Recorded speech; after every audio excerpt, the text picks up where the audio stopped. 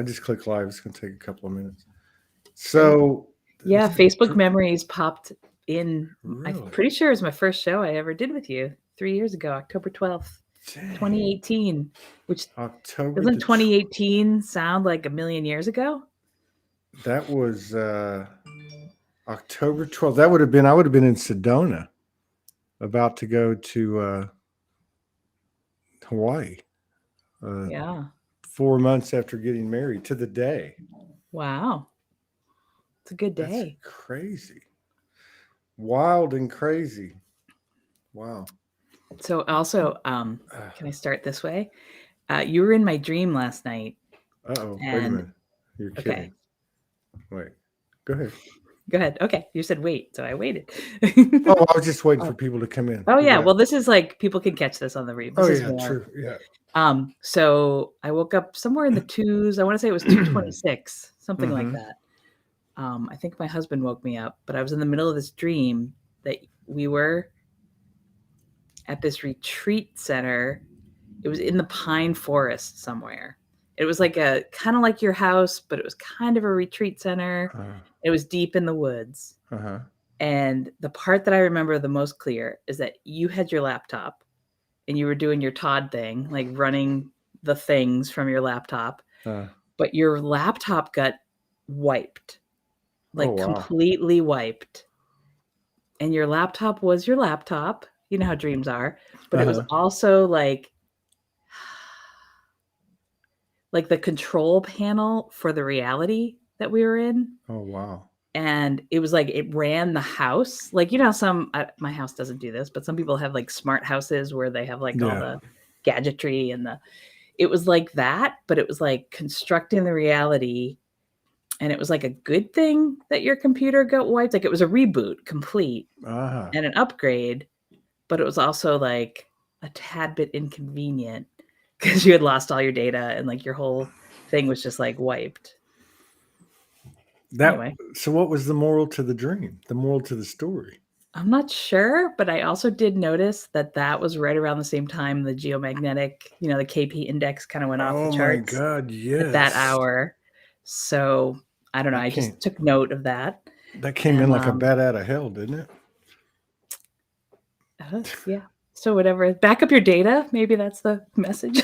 I was back. Well, I have backed up a lot onto this 8 terabyte hard drive, but I haven't been. But it was more, it had the quality of like we're just creating a whole new reality now. Yeah. Total reboot. Yeah. Yeah. Yeah, I think that's a good one. I like that one. And maybe a wipe is what it is. And the old selves are no longer with us, and the new selves are what's with us, something like that. But it was fun to be with you in dream state because there have been a few other times when you invited me to the Soulogy Fest around the same time. I think you said maybe you had a dream that I was there, but I had a dream that I was at Soulogy Fest, presenting with you. But that's the only time. You haven't been in my dreams that often, so I thought it was cool. And I was like, "Oh, I'm coming on Todd's show today too." Yeah, and 3-year anniversary of our first show. That's crazy. Yeah, so I wanted to. So on that note, I know sometimes you very humbly put it in the comments, but I just wanted to start with like honoring you for all that you do for our community and how you show up all the time. And I just want to encourage people to contribute to the Soulogy Fund because it's like full on for these folks that run this network, and they're building more and more every day. So any bit that people can donate, it goes right back into like it's all reinvested in the community. That's true. I just want to take a moment for all of us that are listening to this or watching this, just to honor Todd and Morgan for the space that they hold, because it's massive. Nice. It's a communication broadcast network, Todd. Yeah, I was thinking about that today, last night, because of the different personalities and just the energy that comes in. I mean, it takes something that I have, I guess, but it's still difficult. You know what I mean?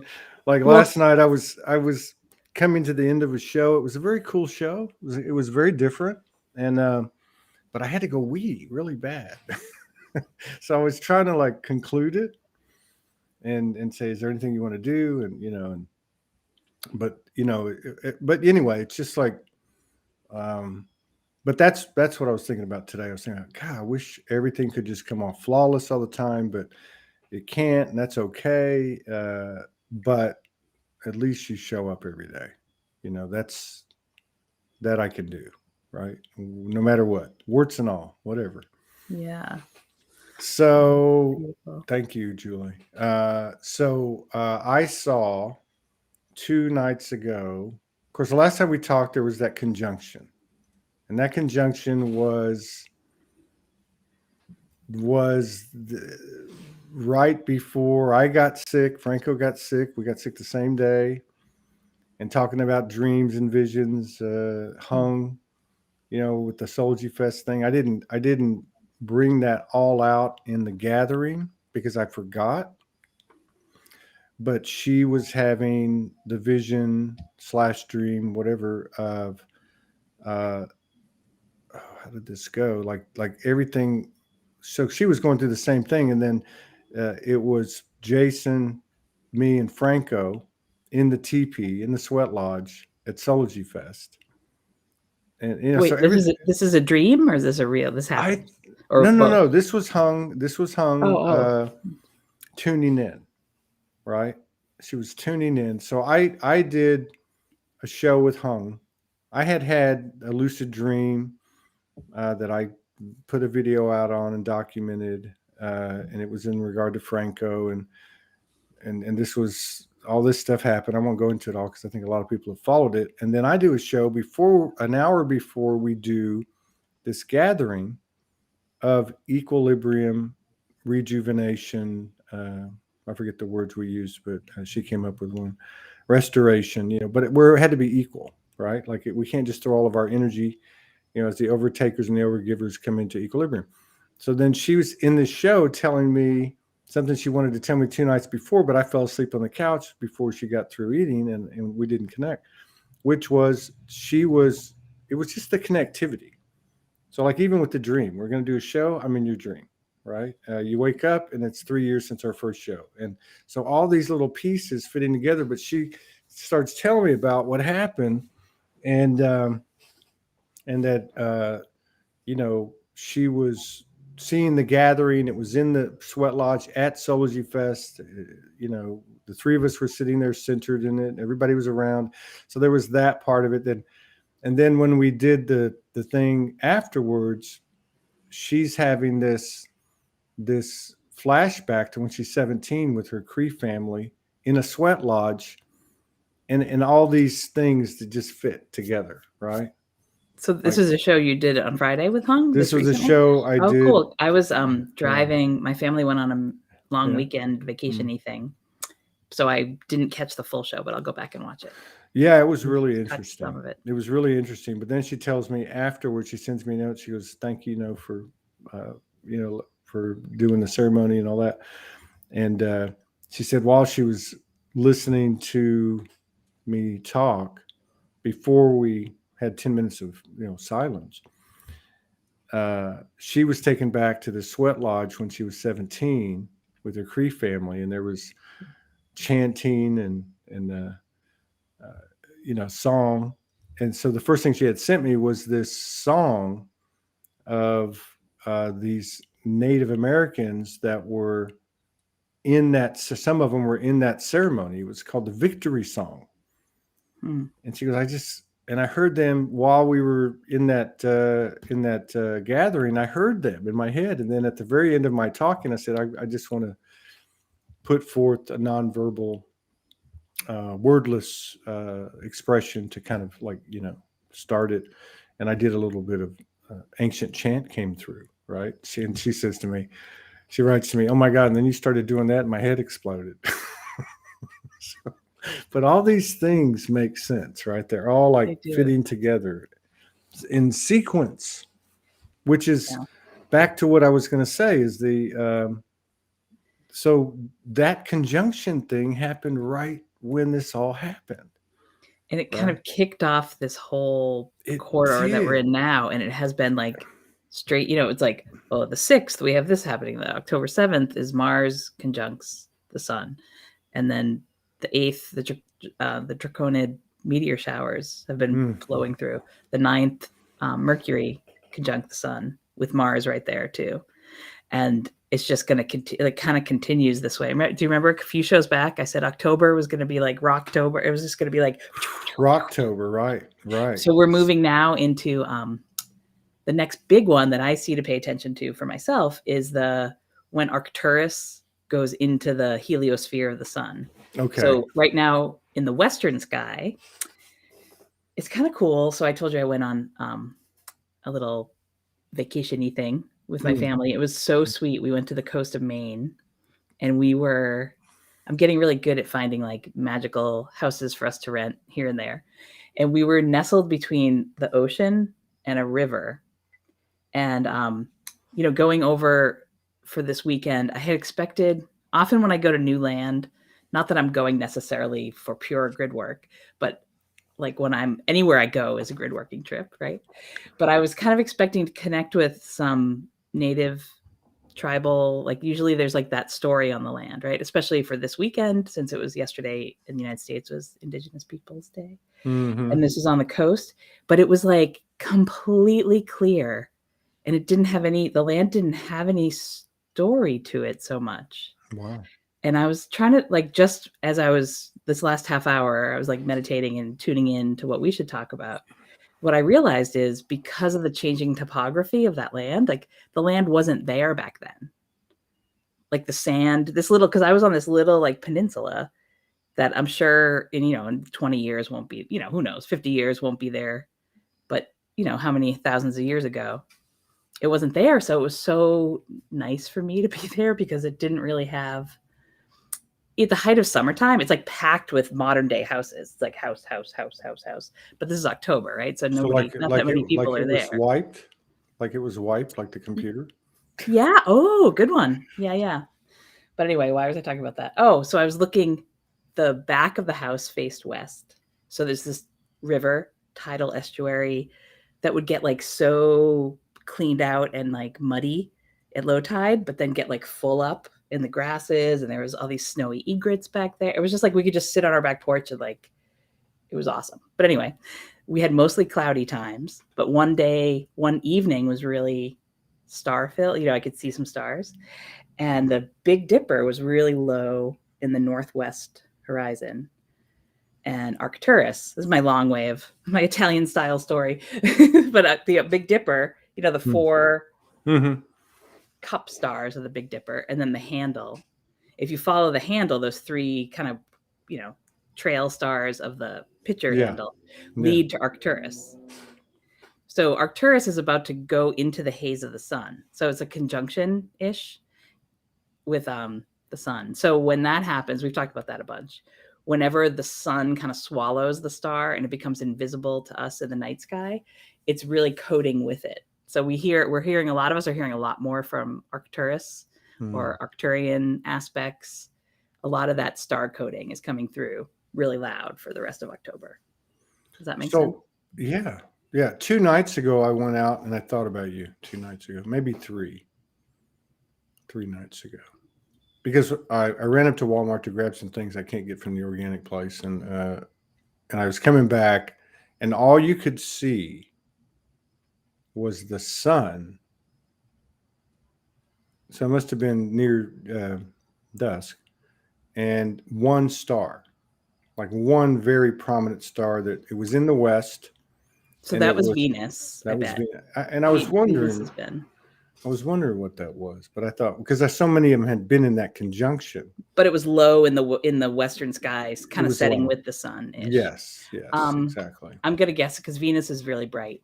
Mars right now is very well. We can't see it right now because it's with the sun, right? And we won't be able to see Mars for a while. But even before, Mars is at opposition, so it's like really, really far. It's on the other side of the sun from the Earth orbit. So Mars is like a little pinpoint and not very bright. Yeah. So the things like when you see the brightest thing in the evening sky right now is Jupiter. That's like very bright, and Saturn's near it. But that's just in the south sky, but like what you're talking about was Venus.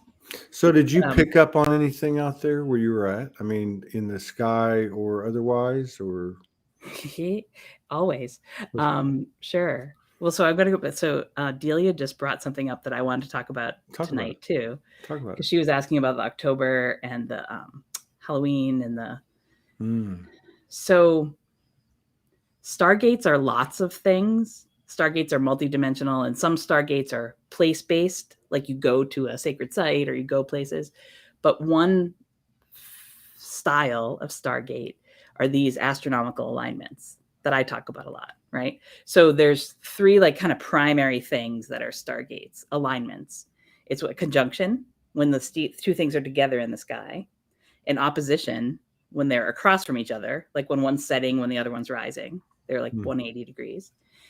And it's called culmination. Culmination is when a planetary body or a star is as high as it can be, or the zenith of something.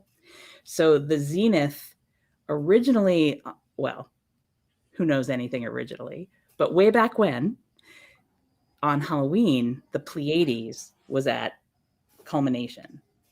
So like the historical, like the star lore of Halloween and All Saints Day, All Souls Day is Pleiades being as high in the sky at midnight. So it was like kind of the governing. So whatever's that culmination for astrologers that were going to read your chart, they talk about that being the midheaven, right? They're like high up. Right. So, but there's a way that the souls, the Pleiades lore is really about humans that were either banished to the stars or tried to be protected and made them into stars so they weren't, eaten by a bear or chased by young men, or they were like, oh, these are the seven sisters, let's make them stars so they can never be hurt again, or to like bring them up. So that there's a thing about like humanity and our ascension, like turning on our starlight body or becoming a star. That's very like Pleiades soul group work. So the Pleiades has a connection to what we call Halloween. Yeah.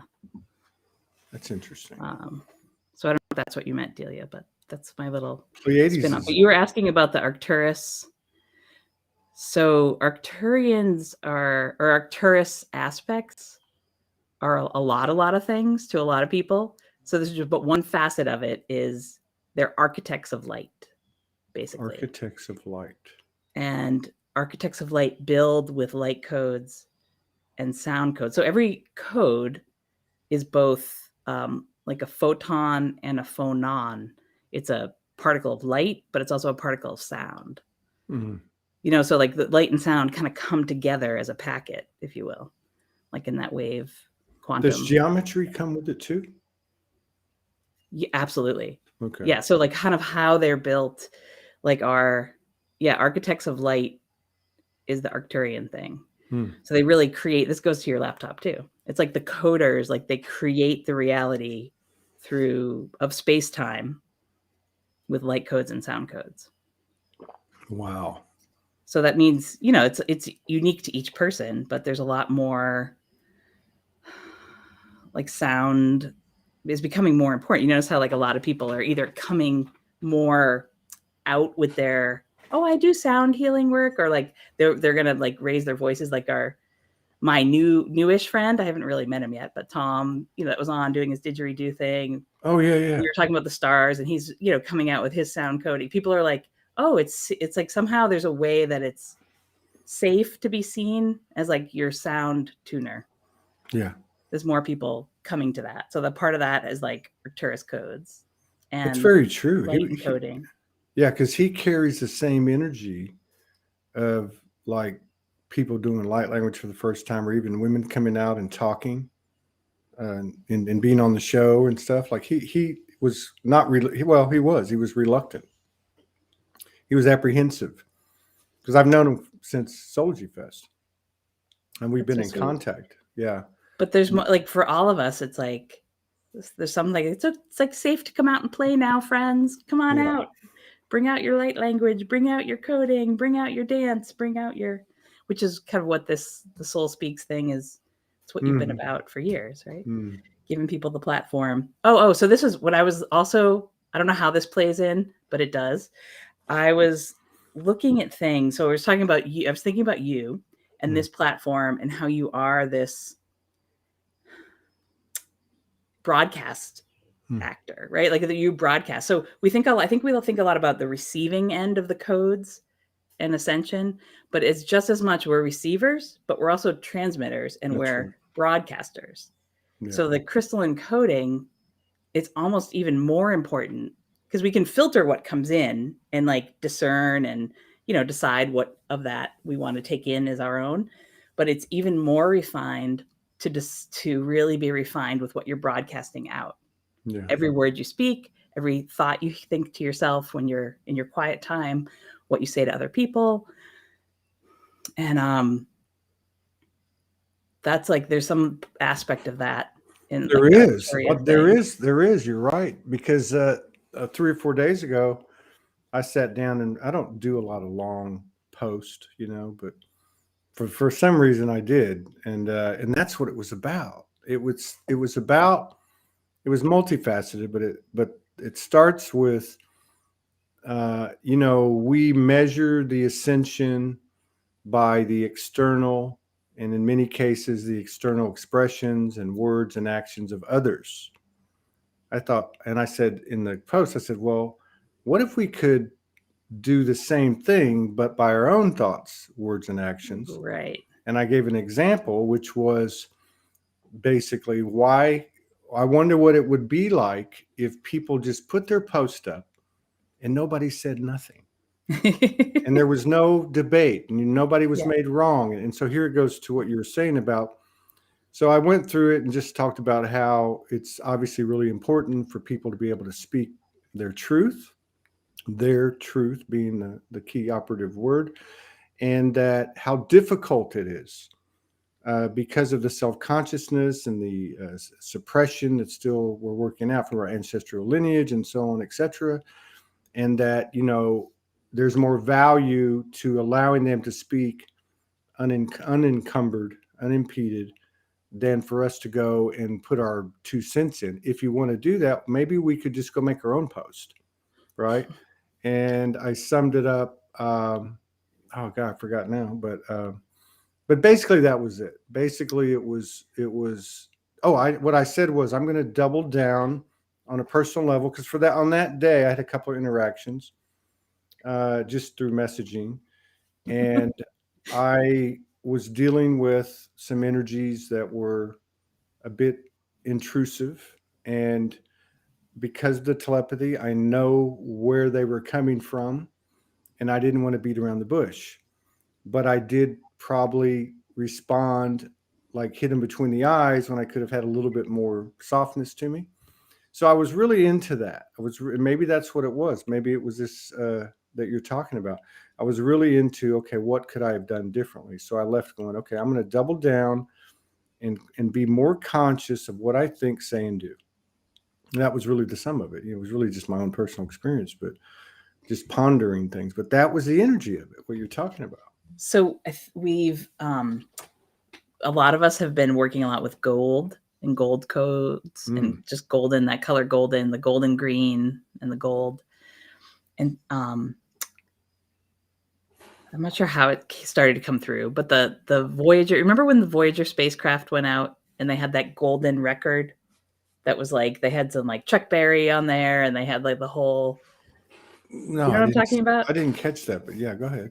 This is back in the, I looked it up on Google's because I don't have all the information about it, but the golden record, the Voyager spacecraft went out in the 70s. To Jupiter. Why didn't it go to Jupiter? Yeah. But they put on the broadcast, but it's just like it cracked me up today when I was looking at it. There's something about the golden, I started my morning on the beach with sunrise over the ocean.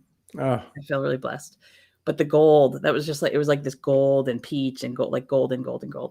So I was looking, I was like, the golden record. But I was kind of laughing because on the NASA thing and what the space scientists thought at the time at NASA, it was like, we're sending out our best stuff from Earth Right. right now, right? Right. But imagine if like you and I came across a spaceship right now that had a record on it. If my 12-year-old came across a record, he wouldn't have any way to play that. Like he wouldn't even know. He'd probably just like break it, right? Like it's like an 8-track. They would like if we had it on an 8-track or like it's on a. It's like you need the technology to be able to play it. It said like, oh, whoever finds this golden disc is going to have to be highly evolved so that they can break our human code. I was like, oh, guys, this is analog. You know what I mean? Like it's like you like what we're sending out really in the crystalline broadcast network. Like what's left, at least.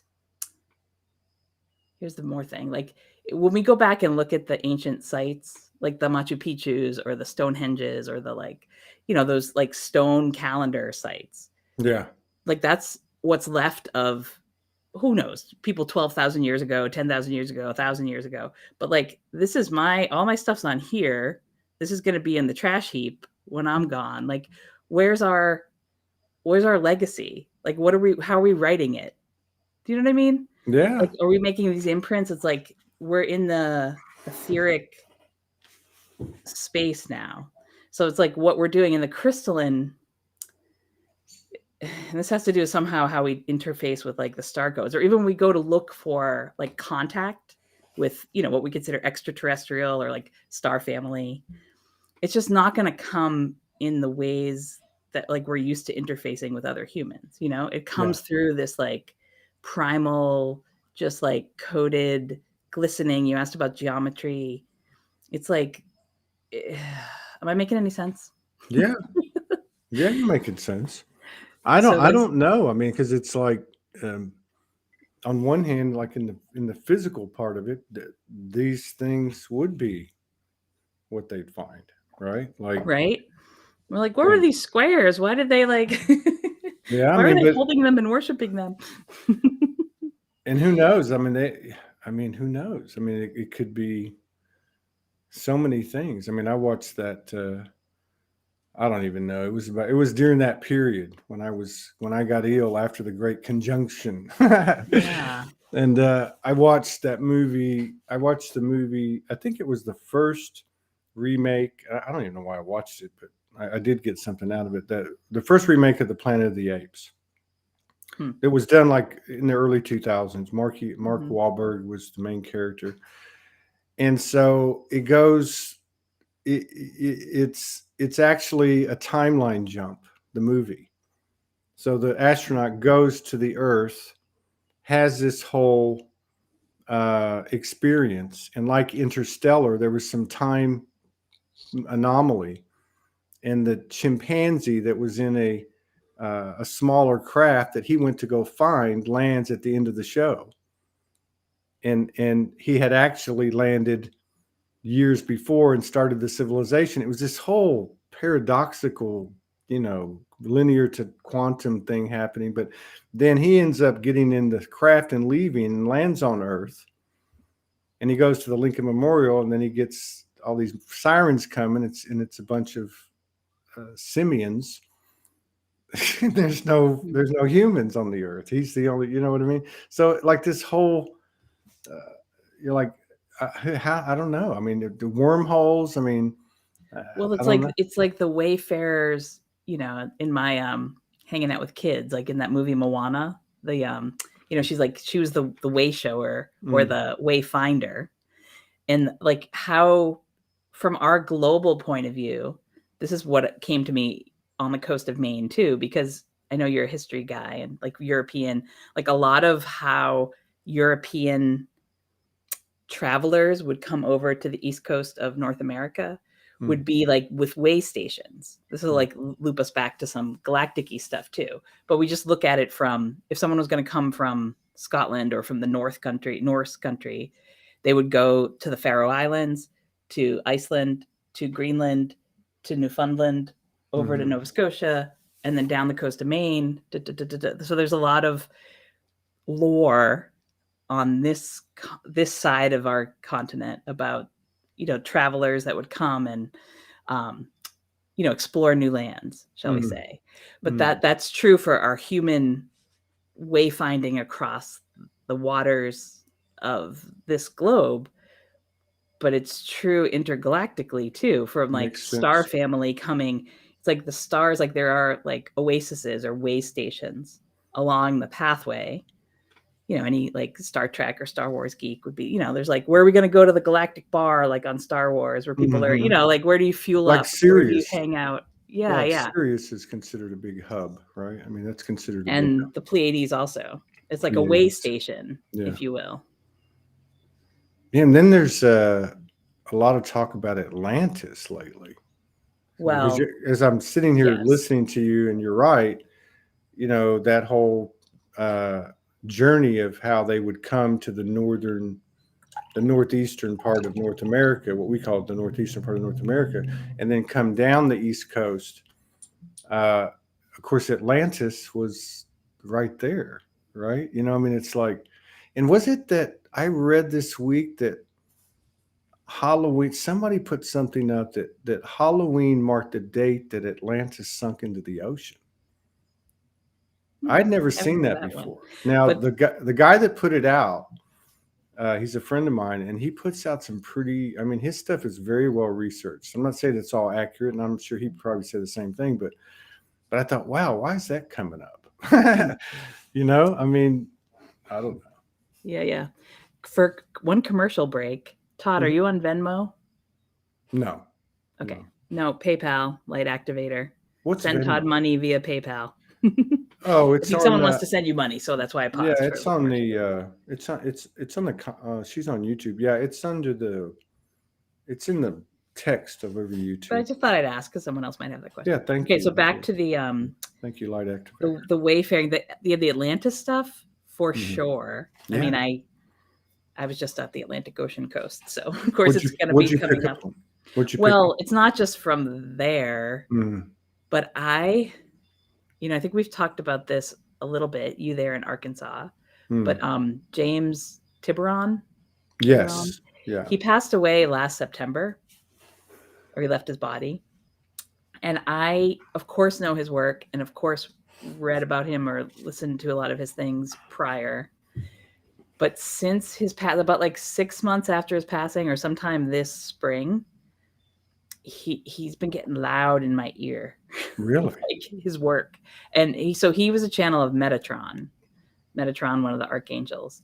So for anyone who does grid work, and, you know, we're all like looking for, you know, like how-to guides, or if you will, probably most people have heard of Chiron. So right. Chiron was of magnetic service, and he had a lot of information that would channel through different sources about the magnetic grids. And then part of what James Tiburon's sharing and a lot of other people sharing is that the magnetic grids were kind of going offline, if you will, and the crystalline grids have been coming online since 2009, 2012, 2014. So those of us that do grid work a lot more with the crystalline grid network now. So Metatron was of crystalline service, but the and I've liked some of your posts of late too, talking about the, like, you know, we're all channels, we're all, you know, any one of us could be like typing out the, like, oh, I am channeling Archangel and blah, blah, blah, you know, the Pleiadian, blah, blah, blah, you know, like if that's how one wanted to spend their time, we could all do that, right? But instead, like, let's get it more into like usable form. That's what I always try to do instead of, you know, the woo-woo thing. Usable form. I like that. It's so, but the Metatron, and so James Tiburon has this wealth of knowledge that's come through about Atlantis and about, it's because I always hear, like, when I'm at the ocean, and I feel really super lucky because I counted, of the last 17 days, I've woken up by the Atlantic Ocean 8 of those days because I got to go away on a little trip by myself. That was my birthday present to myself and from my husband. And then my family and I went away. Wow. And even just in the last bit, I've spent a lot of time at the ocean, which is really glorious. But in general, you know, I live here in Massachusetts. The Atlantic coast is right there. But Poseidon, I've been hearing like the temples of Poseidon, just Poseidon. And there's a lot of work with crystalline structures, crystalline pyramids that are on the floor of the Atlantic Ocean. There's a lot of, really, but it's not trying to go back to the time of Atlantis. and I'm not one that's like talking about the rising of Atlantis, but the technology, the crystalline technology that was in use at that time. Yeah. A lot of us just remember working with. Yeah, like the coding coming back, or the Yeah. frequency coming back to be, what did you say? Usable. Yeah. So like Usable. whether it's when I was driving home today, I listened to, so the Tiburon material, it's sad / interesting. This is like, how do we leave our legacies?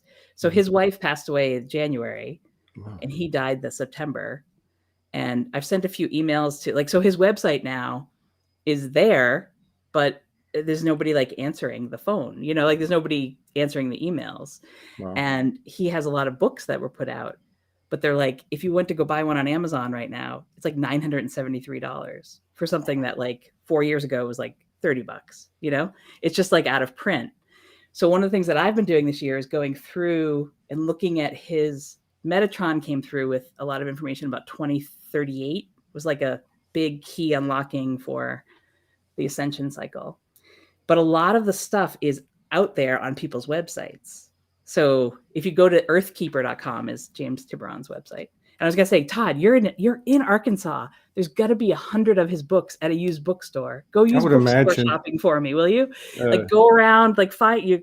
I'll bring them to me too. But James Tiburon. I don't know why that, and I know you mentioned it before, but I don't know why that name's been in my head. The name Tiburon has been in my head. Well, because he's basically like, and I'm saying this out loud because I'm not saying like I'm special. There's probably a lot of us. Mm-hmm. Like he was a channel, right? And so now he's going around. He's like, I know you can hear me. I know you can hear me. I'm like, I know I can hear you. He's like, I want you to do this and this. I don't mean to say like I'm being possessed by James. You know what I'm saying? He's just like, he's coming through, and it's like, I don't want my work to get lost. Someone has to pick this up. And the stuff that I've been listening to, like every time I pick up a piece of his work, I'm like jaw dropped of like, that's what I've been doing organically on my own. And then I go back and read or watch some of his things that were from 6 years ago or this time ago.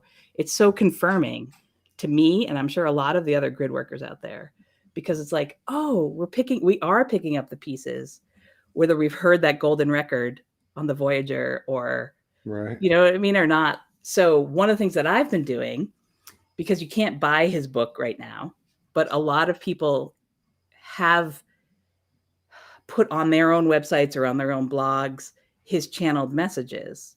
But they're scattered throughout there. This is what has a little bit to do with the Atlantis. Because when we talk about the Atlantis, the technology that was meant to come through, they say was like scattered in the diaspora of the 12 different Atlantean crystals that were scattered across the globe, right? So how do we take all those bits of the knowledge, that the technology that is meant for us to use now during this ascension cycle for our own returning of the golden age and moving back into that? So I've been going through and just like searching on it. So I'm going to put, and I just got this message like full today, because he said anyone can share it as long as then you credit it back to him and his website. Right. So basically I've been going around picking up these trails of breadcrumbs, but the trails of breadcrumbs are like, they're gold nuggets. They're the golden cetaceans from Sirius B, the dolphins and the whales, and their communication. It's the Felidae and basically the dogs and the cats from Sirius A, and the whales and the dolphins from Sirius B, and all these channels of like their communications. I was like, yes, that's what I've been hearing too. A lot of us have been hearing a lot from the whales. And so this is how intricate his channelings were. That information's out there. And then Atlantis, so much about Atlantis. So he was born and grew up in Arkansas, and then moved down to Brazil because he was a geologist, moved all around the globe. It was in Africa for a bit. So Arkansas. Egyptian stuff. He talks so much about Arkansas, Todd. I know. I think of you every time I'm reading these things. Yeah, I'm wondering about that whole thing. So that he calls it Arklantis. Arklantis. Yeah, Arkansas. It's like Arkansas is the crystalline, the main Atlantis crystal for safekeeping was placed under Arkansas, basically. Tiburon, Tiburon. What? What? Oh, TyberO. TYB. TYB? Tyberonn. And Okay. it's his website is Earthkeeper. And it might have a .com. hyphen, earthkeeper.com. Okay. But I'm going to put on my website, crediting to his website, a lot of these things that because it's just like a cut, it's just like in the old days, I would have been at the Dewey Decimal Card, Yeah. in the library and photocopying things. But instead I've been cutting and pasting and making Word documents of some of it. And then he has YouTube channels too. But I'll post some of them too. And I don't want to flood people with them. I wonder where the most credible Atlantis narrative can be found. What do you think? Say that again? Like the most credible Atlantis narrative. I wonder where. Well, okay. So let's ask that question about planet Earth at this time.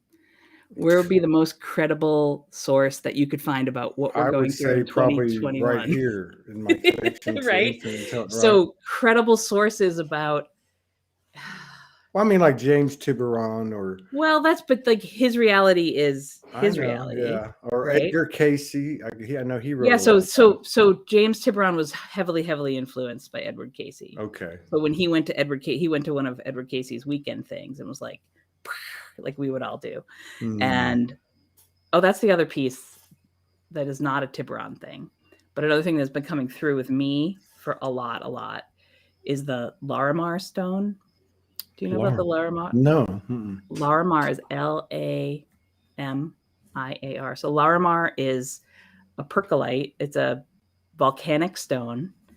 And there's a lot of different volcanic stones across the globe. But they say that this one, do I have any with me? I'll have to run across. I don't have any sitting right here. Mm-hmm. But it's this beautiful blue, green, white stone that is a volcanic vein in the Dominican Republic.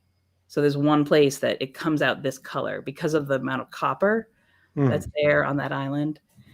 It comes out as do I have time? Do you mind if I go run and get Go ahead. Right there. I'm impressed because Hung the Gwyn likes Larimar. And I know how she feels about stones.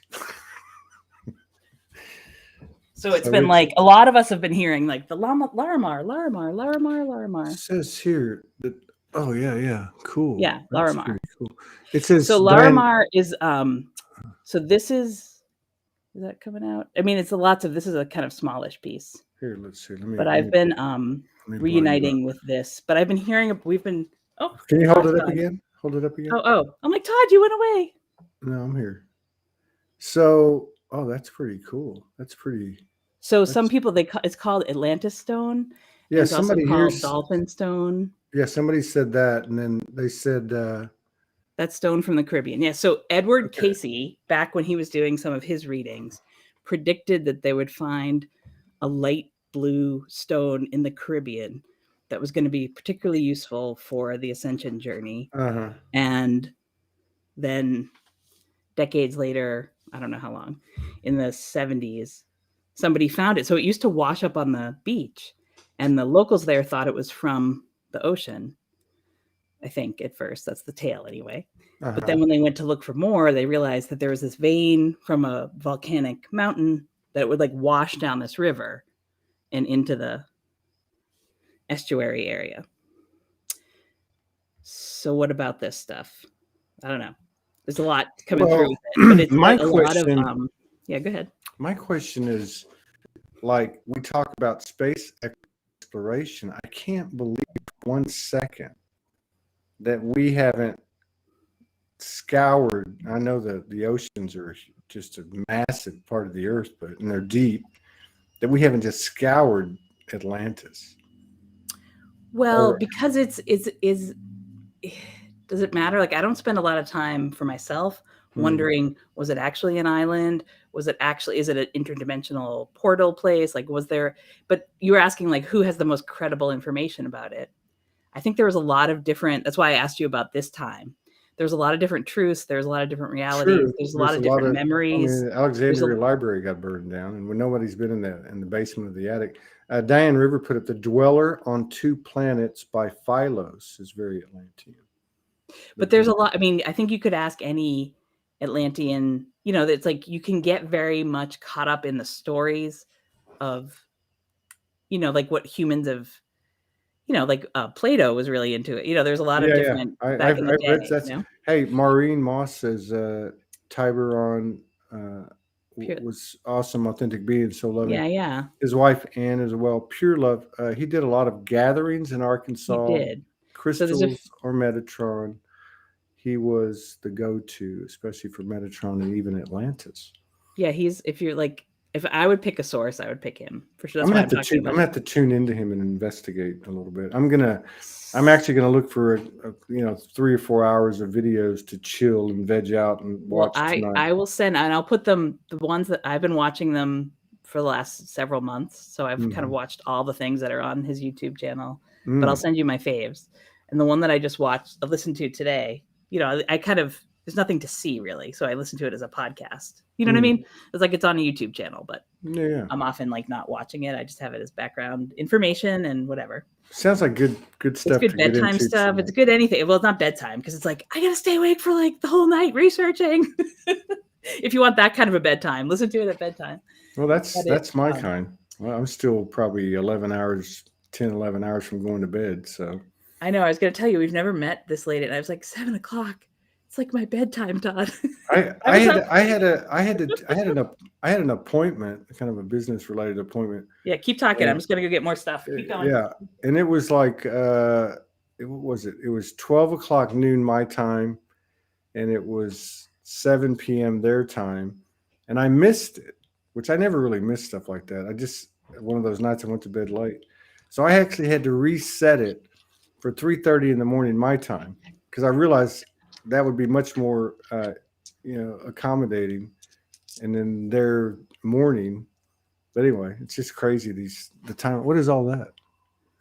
Well, these I've been sort of like quote unquote instructed. These are Andaras, the small ones. Yeah. And then I bought a bunch of pieces of Larimar to team with them. So I've been playing at the ocean. You asked me, what am I doing at the ocean with these Larimar? Sorry, my camera's like backwards and.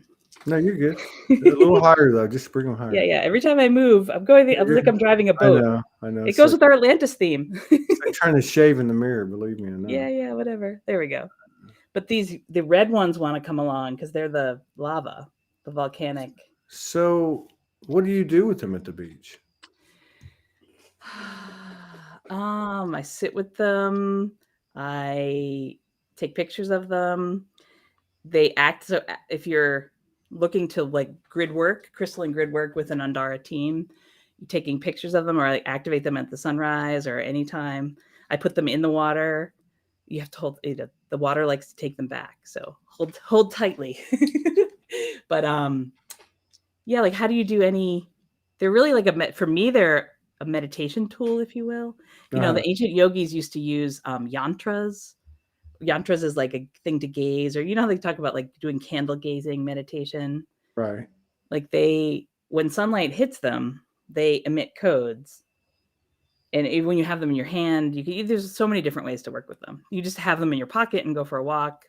So why do I bring them to the ocean? Because I'm just like kind of a geek like that. You're guided. Obviously, you're guided to. Obviously, you know to. Yeah. That's the crystal. You know, we talk about grid keeping or like the crystalline grid keeping. Do I actually know does the human Julie know exactly what I'm doing with them sitting on the beach there? The humans don't know anything. Does it matter if human Julie knows? No, humans it gives me like joy, but something's happening for sure. And so I have a bunch of temple pieces that I keep on my back porch, and who knows, who cares? It was maybe May, June, who cares about linear time when it was, but I have this beautiful big Andara that I got from my friend Dana that I was like, oh my God, the first time I saw it on her website, I was like, that's Larimar.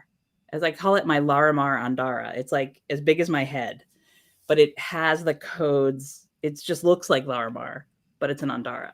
And I've been working with it. It's been it comes with me occasionally to the ocean, but it mostly lives on my back porch.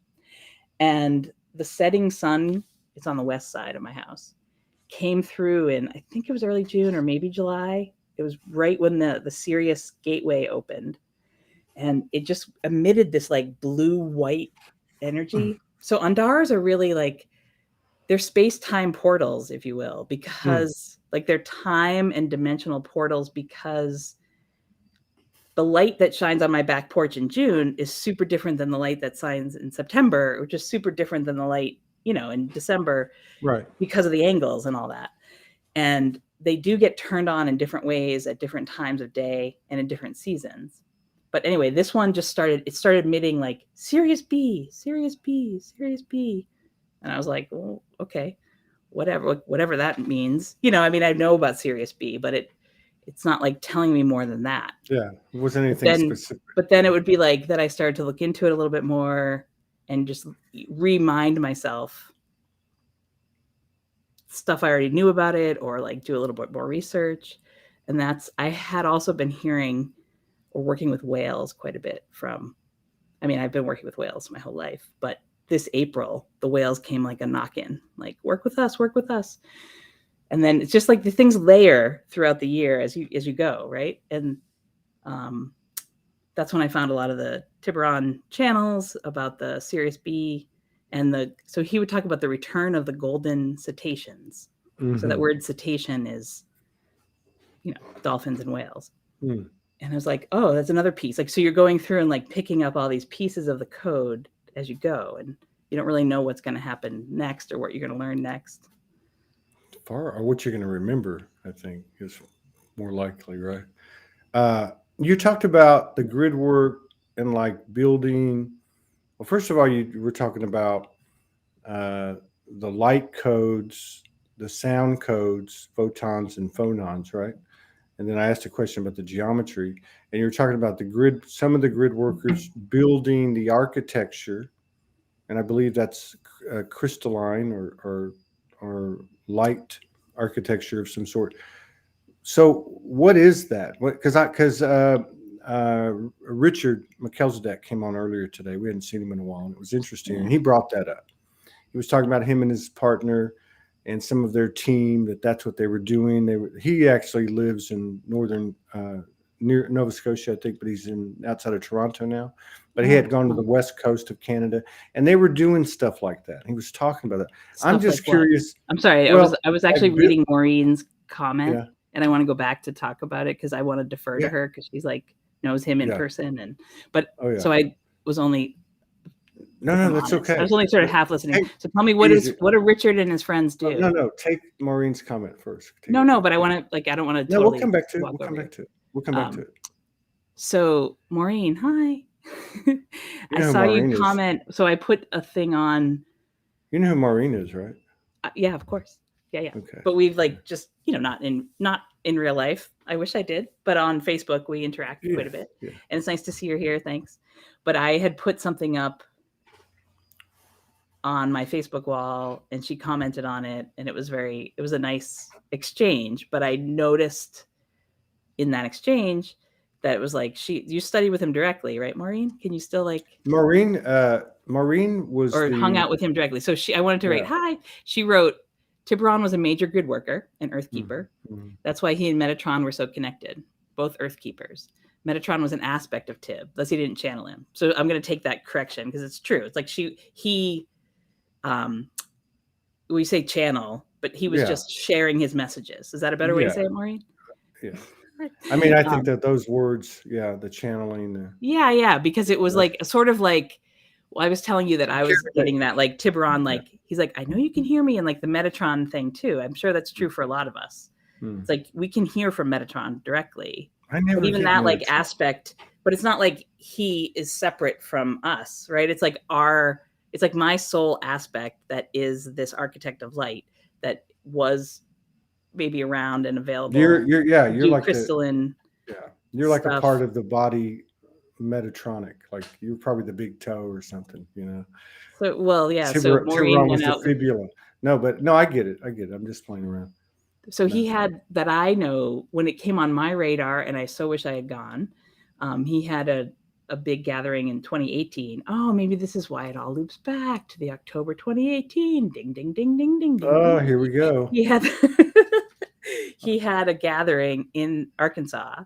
Oh my God. So called here the we go. I'm going to Atlantis. research him tonight, and I'm probably going to connect with him. So this is Well, weird. so it's interesting when a master like this leaves his body, and then like his website's still there. So he's left a trail of breadcrumbs for all of us to find.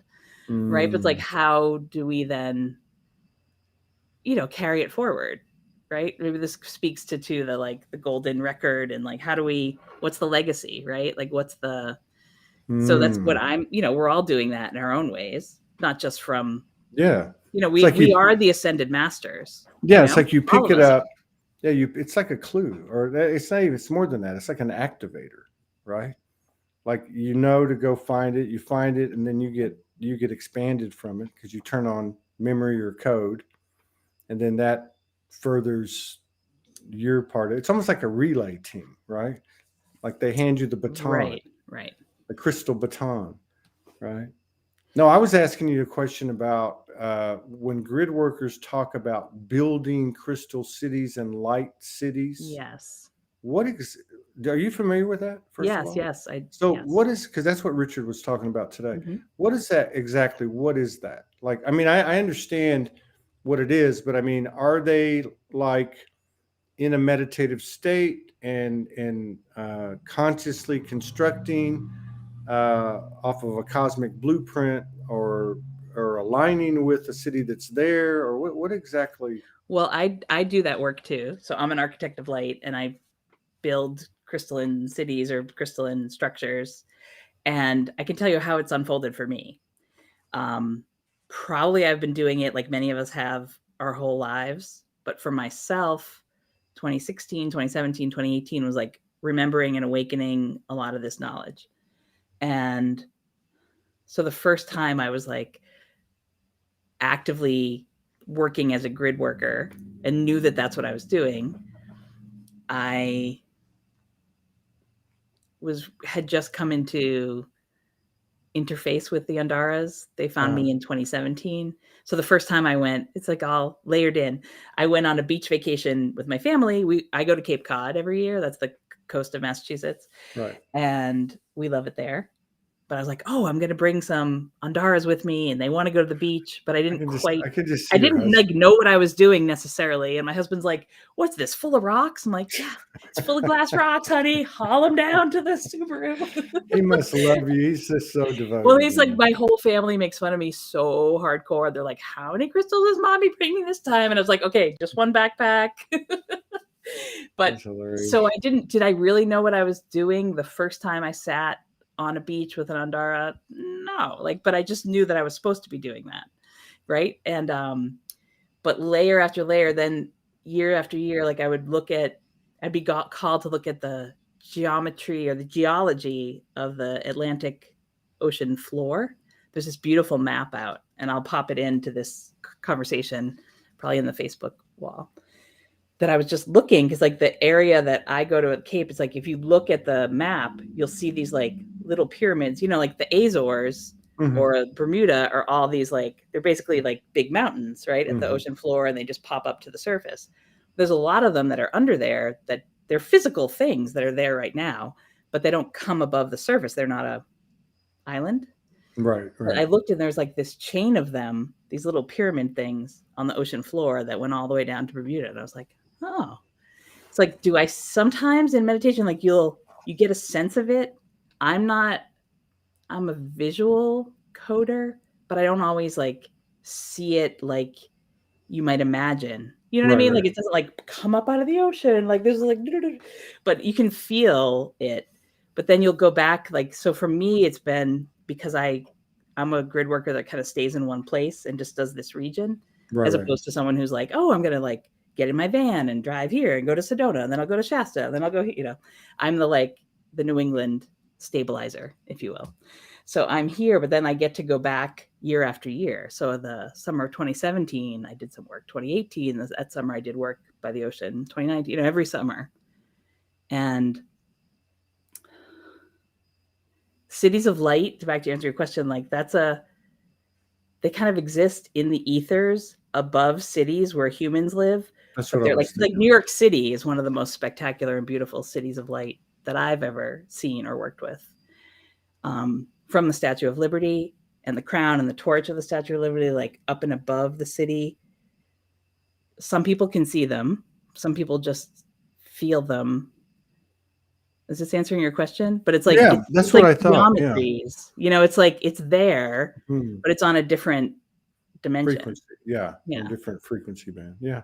That's what I thought. I just wanted to get some clarification. But then the crystalline broadcast network. So the place, is it time to talk about this? Sure. So one of the places I go to on the You Cape keep is going because Wellfleet. I've got to go to the little boys' room. I'll be right back. Yeah, I'll keep talking. Sure. Yeah, we're family, Todd. You don't hold it for me. Go. I went and got my Andaras. You go pee. Okay. So the place that I go is in Wellfleet, Massachusetts, is the site of the first Marconi wireless station. So, we're talking about the going from Europe, people coming here. Like, can you imagine the first time you get onto a boat and you're going to another continent, but there's no, forget cell phones. There's no radio. There's no ship to shore communication. There's really just faith, right? So the first transcontinental cable from the United States to Europe was laid in Eastham, Massachusetts, which is also on Cape Cod. And so I think they started in Europe, but they would laid it down on the bottom of the ocean floor and all the way over. So they had shore to shore communication, but there was no ship to shore communication. So the first time, Marconi lived around the same time as Tesla, and they actually vied for a lot of the same patents. And it's been proven that Marconi actually kind of like took some of Tesla's technology and used it in his radio wireless communications. But nonetheless, they were contemporaries, and they were all like vying for the same benefactors and the same dollars to help build their things. So the same time that Tesla was building the Wardenclyffe Laboratory in Upton, New York on Long Island, Marconi was working. There was like a race for the wireless technology, right? Like, who's going to be the first one to get these in place? And the technology was a little bit different, but the Marconi station was like out on this cliff on the Wellfleet shore. He had one in Ireland and one on the coast of England and one up in Glace Bay, Nova Scotia, and one down in Wellfleet. So they was trying to do send wireless radio signal from United States to Europe. Who's this, Tesla? So this is Marconi. Oh, Marconi. Yeah, okay. So the wireless, last summer and the summer before and the summer before that, I went to all the Marconi sites. And because that's like already a broadcast station. Okay. There's a lot of powerful broadcasts, like crystalline technology. To me, the crystalline broadcast network is broadcasting the high vibe codes, the codes of goodness and light and, the best of humanity, what we have to say. We were talking about before about like, let's all broadcast at our highest, Right. Let's talk to each other with the most pristine. Right. How did I get on this topic? But it does all kind of full circle, right? So it's like, what are the first time I went with Andaras to sit on the beach? It's like, was I doing crystalline grid keeping? Absolutely.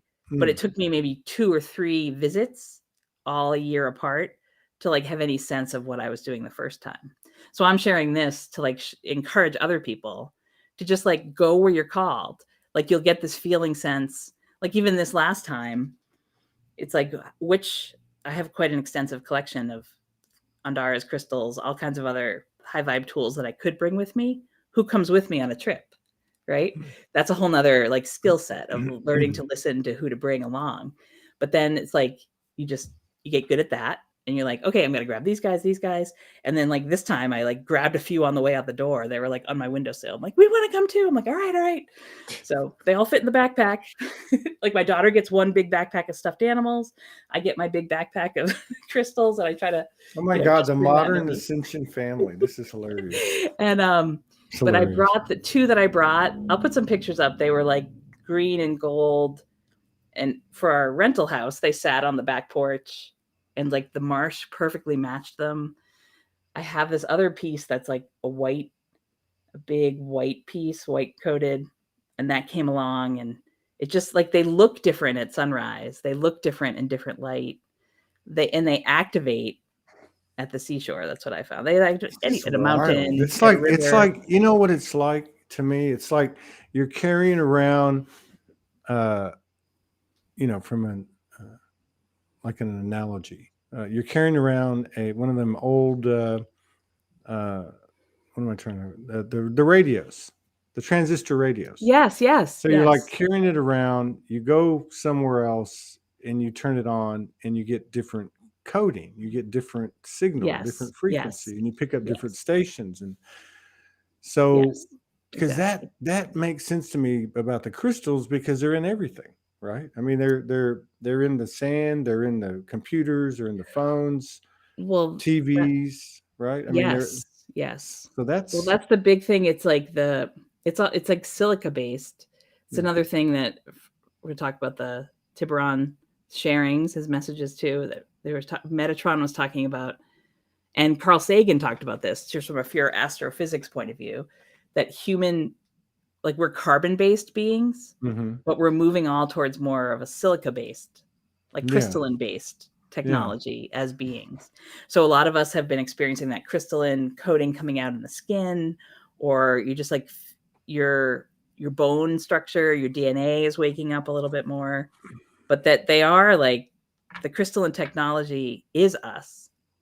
So any of these external tools, whether it's quartz, like, you know, it's like the Phi crystals, the Vogel cut crystals, right, or whether it's a quartz crystal from Arkansas, whether it's an Dhara from all around the globe, whether it's a piece of Larimar, it's like those external talismans are to help awaken our own light body and our own crystalline structure. Right.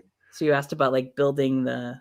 Well, they're like transmitters. Like you're talking about, everything's about broadcasting, right? Or at least in this context of this conversation, it's all broadcasting, and so the crystals are like the fiber optic, right? You know, they're like Todd, the carrier. Yeah, they are. Yeah. Wow, I'm looking at James Tiburon, and he's just all over the place here.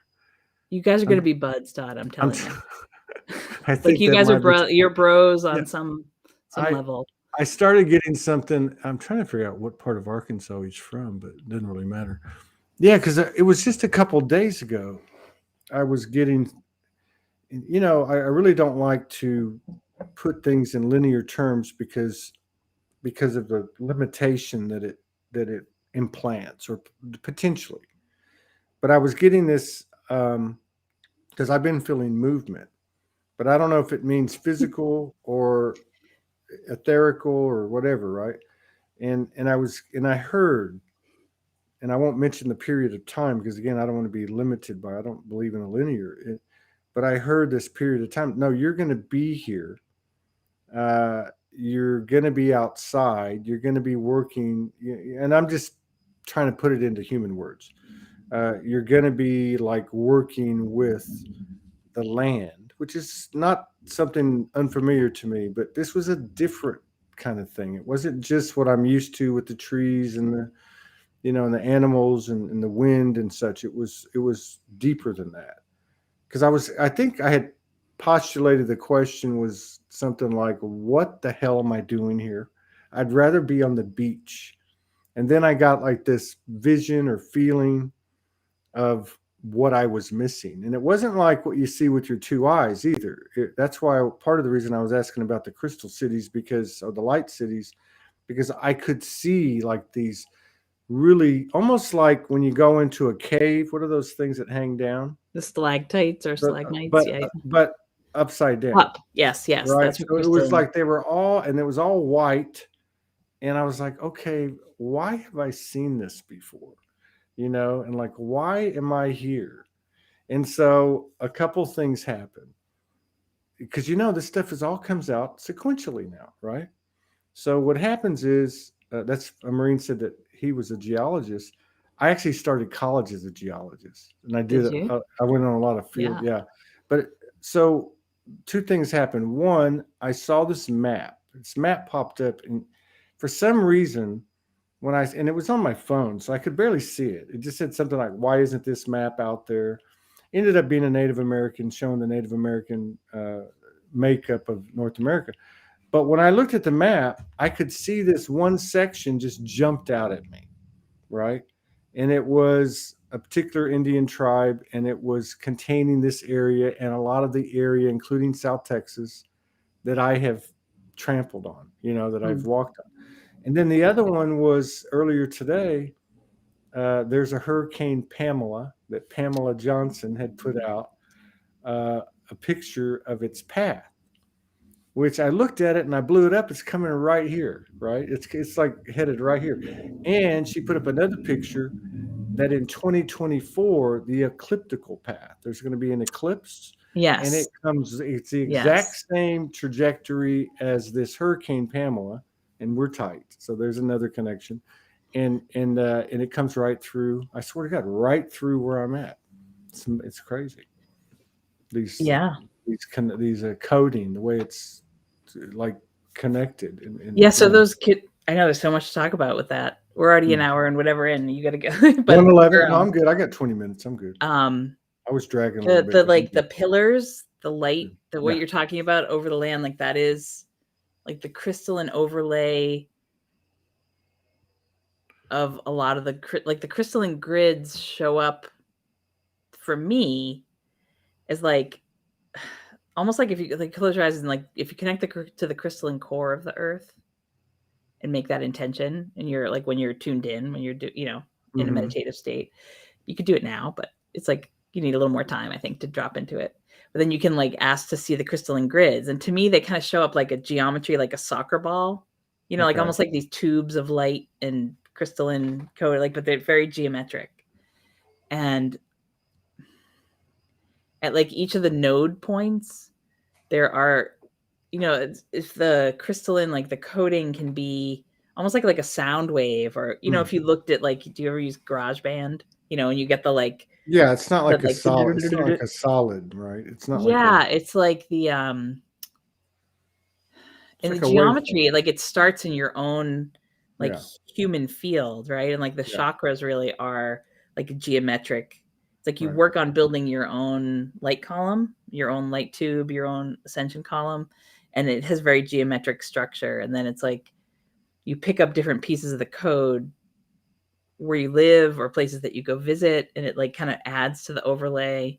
So there's something like about you being, any one of us being at a certain spot or a certain Yeah. node point.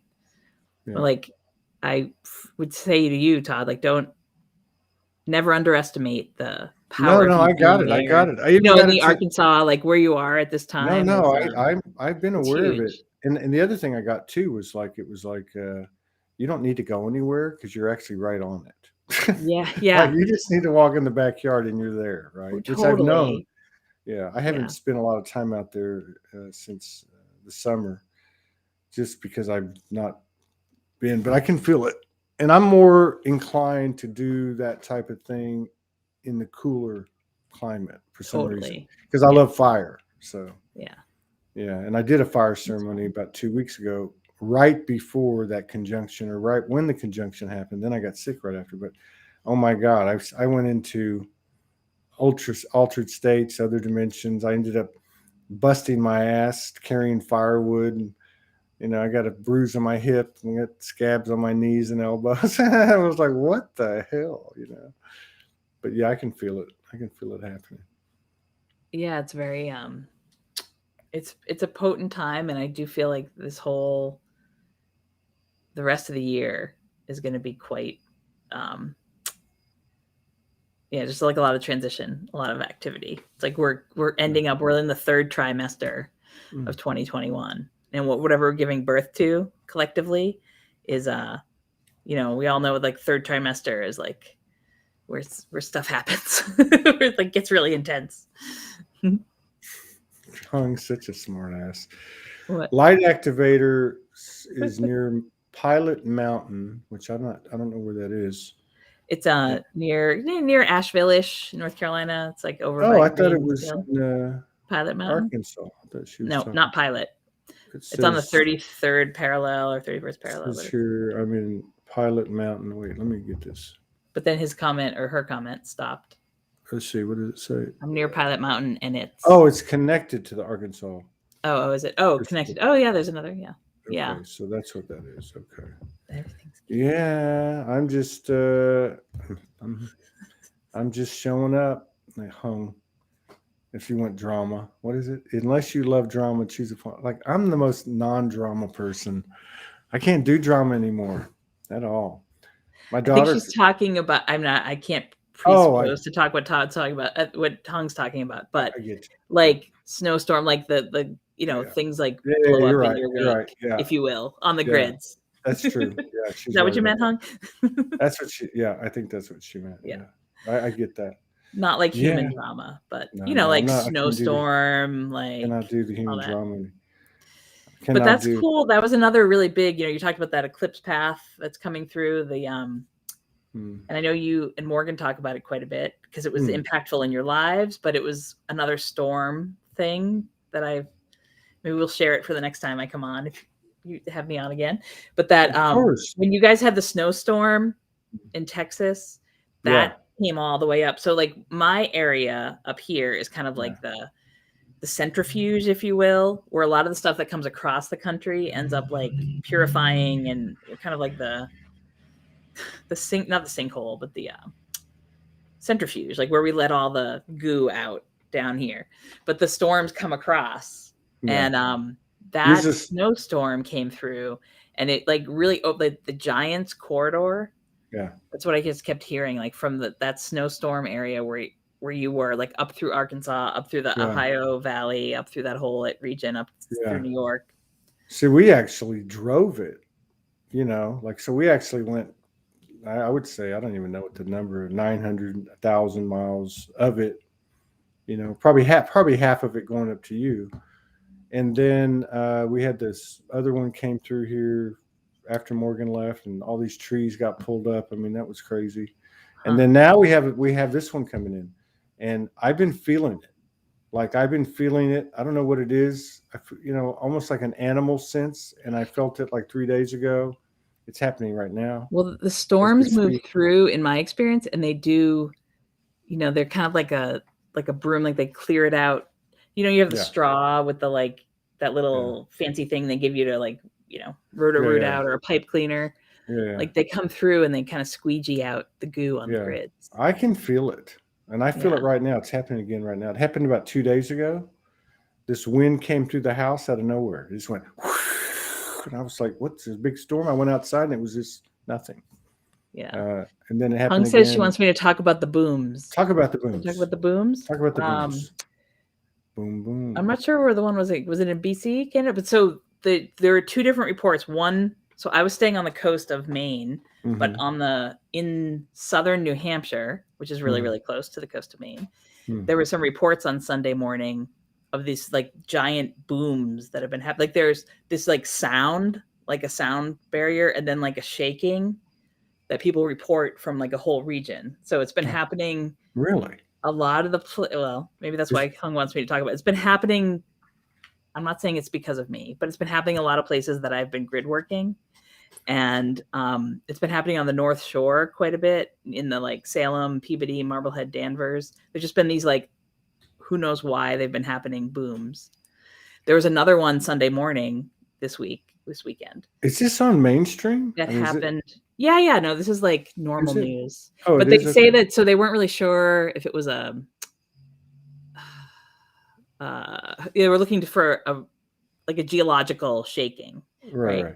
But then they said maybe it was a meteorite that came through. Okay. And hit like a sound barrier. But there was also another woman in Canada, and Hung, you can write in if you remember what town she was in, but that woke up with a meteorite that crashed through her roof that was in her bed. So Hung and I were talking about this on Messenger, like this meteorite. There's like a whole meteor coding thing that's going on right now. That's kind of scary. Wake up with a meteorite in bed. Given the fact that the veils are lifting, there could be some kind of threat there. Yeah. I mean, that's things are clearing out. Is that what you want to talk about, Hung, the booms? I am winding down 3 shows today, and I'm ready. I'm kind of out of it. I need to. This is my break period. I usually lay down for like 2 hours, and then I'm up until 6 in the morning. But all right, friend. I know I've got little people to read stories to and put to bed and all that. Oh, you do? I'm going to get on YouTube, and hey, if you get a chance, put up the links. But I mean, everybody, I went right to Earth. It's Earth. Earth-keepers.com. Yeah, it's earth-keeper.com. But if you just type in his name, it's all right there. So I don't know. You have to put the links. I'll put some stuff on. I'll put my like top 3 that I would say for folks to. I mean, they're all good. Just it doesn't matter what I think is good. Like whatever's supposed to come through to you. But one of the things I've done is gone through the internet space and hunt and pecked. So his book, that's something about something's coming. I forget the title of it, but it has 2038 in the title. That I'm not even sure if it's out of print, but you can't find it anywhere. But the information on his website is the titles of each of like the chapters, if you will. And then what I've gone through and done a Google search of that title chapter and found them, like it's like his students or his people have put these little breadcrumbs out all through different websites. So I have them sort of compiled. Now. So they're showing 2038, the next quantum leap's $49. Well, you can't get it. Oh no, but if you will try, when you try to add it to your cart, it says this website has a fatal error. It does. Oh, maybe anyway, that's what I want you to go. You're in Arkansas, or anyone else has a copy that wants to loan it to me. Well, it's actually. Oh, there has been a critical error on this website. Okay. Yeah, you're right. But that's okay. But they're definitely out there in some new age used bookshop in Arkansas. I bet you Eureka Springs would have it. Maybe Hot Springs, and there's so many like little mom and pop shops all over Arkansas. Like it's insane. They're out there. Or someone's going to sit and collect dust on their shelf. I'm waiting on the title to the bus, and maybe I'll. Once I get it and I can be legal on the street, then I'll head out and go look around Arkansas. I don't feel like driving cross country or anything, but no, they're not. They would be in Arkansas somewhere. I know they would. Yeah, I'm going to do some research and find out where he's from too. Okay. All right. I love you. Thanks, Todd. Thanks, everybody. I'll see you in 2 weeks. We covered a lot of ground in this one. I know. Super cool. Super cool. Right. It's always good. All right. Thanks, see everybody. you later. See you.